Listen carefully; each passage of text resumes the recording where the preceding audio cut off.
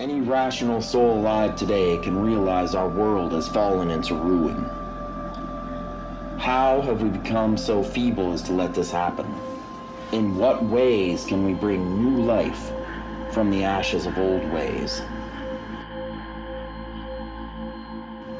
Initially, when we are brought into communion with the objective world, there is no mainstream system in place to build up strengthened, autonomous individuals.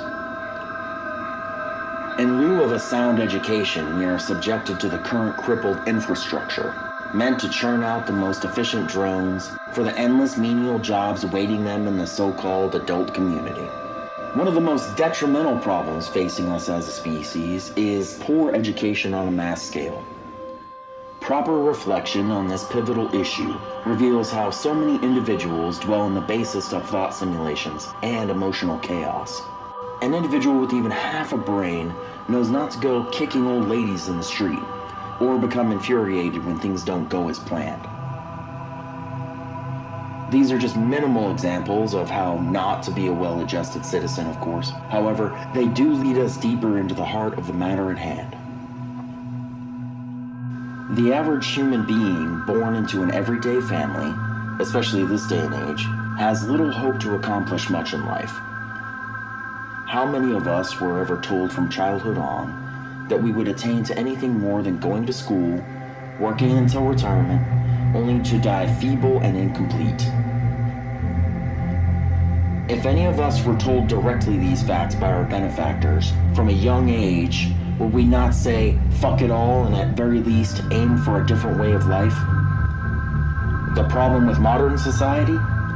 We have become too comfortable with this failed path.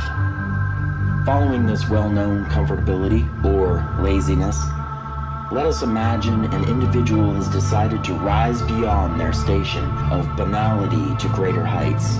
Those who have traversed this path know well the travails awaiting them at every turn, though for the sake of the beginner we shall observe specific guideposts on the road to personal freedom. One has started on the path of freedom. Illusory perceptions concerning hard work and dedication, as well bringing inner imaginations to fruition in the objective world, are cast aside. Becoming a strengthened individual involves honesty with oneself, coupled with rational reflection and integration of objective events. Such tasks become problematic because the very moment one steps against the wake of the mainstream, they are pushed back, or more appropriately held back, to remind them of their status in this world. Anyone who maneuvers against the grain of the modern paradigm will be thrown back hard. Antagonistic forces swell intentionally against the individual to keep them in mind. This pattern is only beneficial because it removes those who refuse to grow a backbone in light of adversity.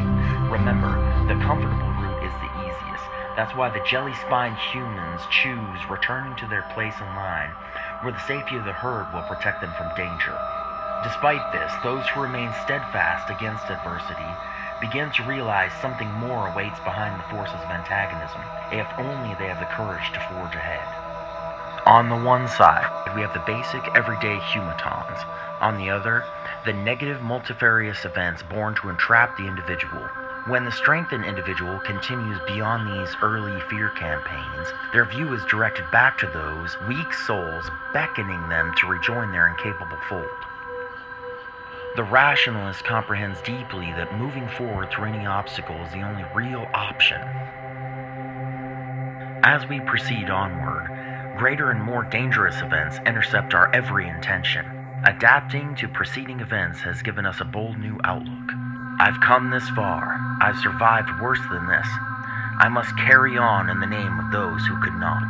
At this nexus, as though summoned from a great abyss, the dragon of self-doubt rears around from behind to catch us unaware. Those not properly prepared to face this beast succumb instantaneously. They are the ones who, having crossed the first threshold, grow cynical and weak to do such attainment. They choose not to keep growing, not to keep becoming something more than what someone else imagined them to be. This is the path without end.